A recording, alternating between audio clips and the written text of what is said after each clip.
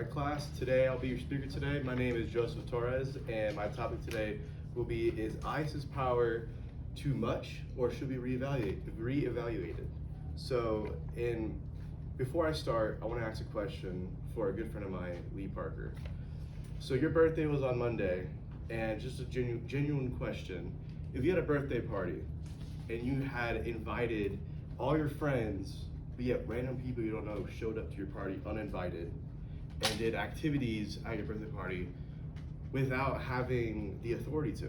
They just showed up and did it. How would that make you feel? Upset. Upset? Now, would you qualify murder? Would you qualify taking someone's life for doing something that they weren't meant to be doing? No. Now, I asked you this question and just in general because, well, in today's society, on the news and on social media, you've seen it before. Renee Good, Alex Petty goes murdered in cold blood for being a bystander to what we call ICE agents. Now, there are benefits to deportation. There are benefits, economy-wise, job opportunities. There's a lot of things that benefit deportation, but I don't qualify. We all shouldn't qualify murder as a key thing when it comes to dealing with immigrants or deportation.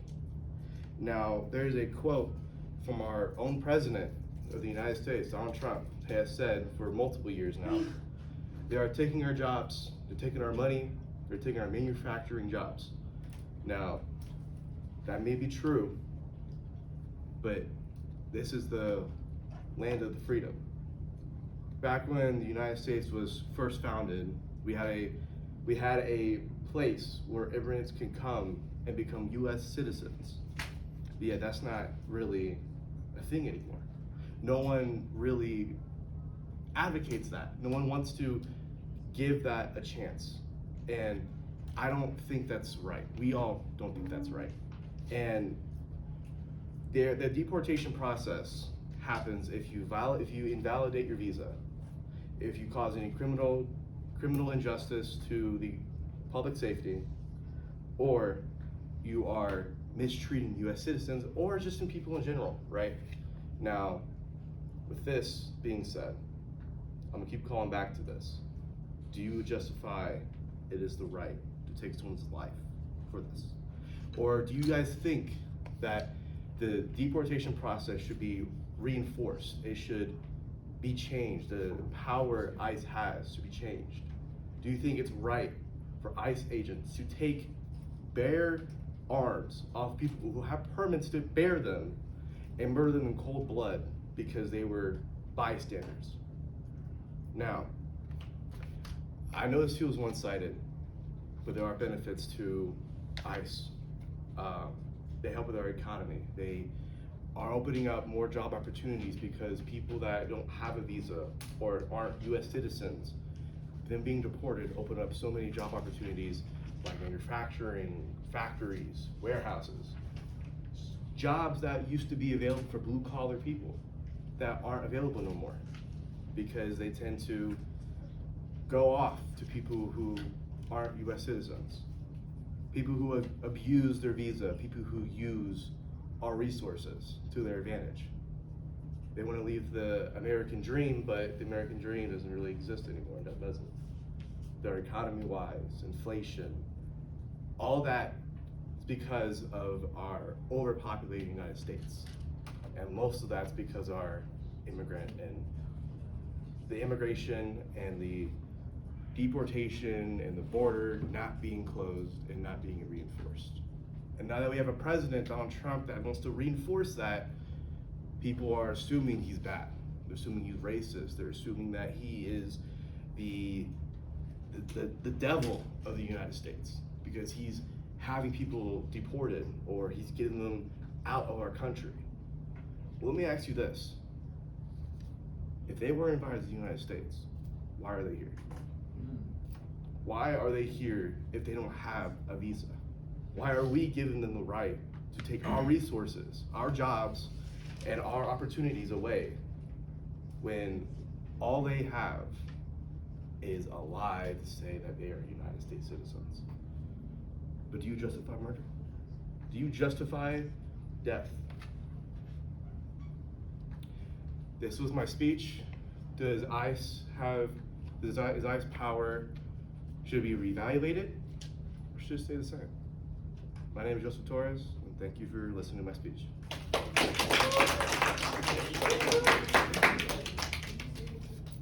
Do you have any questions you'd like to ask? Yes. Oh. My side, I think ICE's power needs to be reevaluated, because I think it's terrible they're going against the law for civil rights, and to bear arms, de-arming Alex Brady just to take his gun and murder him on the street with multiple witnesses. When all he was had his phone out, he watched the videos, he just had his phone out recording the ICE agent. Wasn't being aggressive. ICE agent pushed him into another citizen. They caused a dog pile on Alex and took the gun out and shot him. Cold blood. Same thing with, huh? 9 times, yes. Same thing with Renee Good. She was in a car, and she was in her car trying to drive away, and she got shot, cold blood, in the front seat because she was going towards the ICE agent. You could see her wheels going this way. She was trying to turn. But yeah, that's my side. Thank you for listening. Joe, I got a question. Yeah. Do you think that all this ICE stuff will get even worse as time goes on with Trump being in office? Yes. Trump is very advocate for ICE right now, and he's the one that's controlling them. He's the one that's like telling them to go out. The more he's in office, the more things are gonna get worse because they're already in our city. Who knows what could go next, right? Just the other day on the news, a Puerto Rican, which Puerto Rico is a part of the United States, it's a U.S.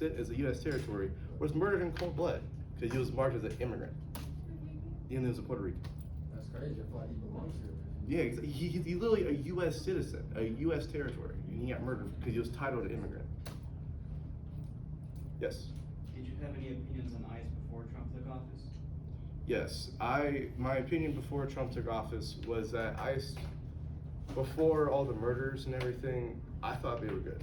I thought that they were doing good by getting immigrants out of the United States, because they don't have a visa, they didn't have papers, they didn't have the right to be here because they're taking our opportunities and our resources. Yes. Okay, where you go? I have a question. Yes. Because the colonizers, they came over here, they made up things about visas and what you need papers, passports, everything to be a U.S. citizen, but they never did that. And the route to become a U.S. citizen can take upwards of 10 years, and they need to know more stuff about the U.S. than Americans know, than the president knows. Yes. So it's just very unfair, and I don't believe that they're doing the jobs that everybody wants. They're doing whatever jobs that they can find. And I don't really think there's such a big, oh, they're stealing everybody's jobs, because they're really not. The jobs are open and they're doing jobs that nobody really else wants to do. And they do it well, and they should be able to stay here, because we have enough room. Like, there's no nice room. Yes, It's the land is free for everyone. Yeah. I believe what you're saying. I think they need to rechange. I think they need to reevaluate the U.S. citizen process. I don't think it should take 10 years. I don't think they should go through multiple tests and know more than our president does. But I do believe that if they don't have the visa papers or even even a visa, right? I don't think they should be here. I think they should go back to where they were from, but come back and go through the process. Once the process has been reevaluated. Because I don't have a problem with them coming to the U.S. I don't. But you just said that you did have a problem because you If said they come here illegally. Illegally. I don't have a problem with coming because as of right now, our economy is terrible. they're making the economy better, actually. Are they not? No, they're not. Because Alright, the economy. looking at time, we're gonna have to Oh, stop wait. this. There's time at the end of class. We'll come back to it. I'm getting heated.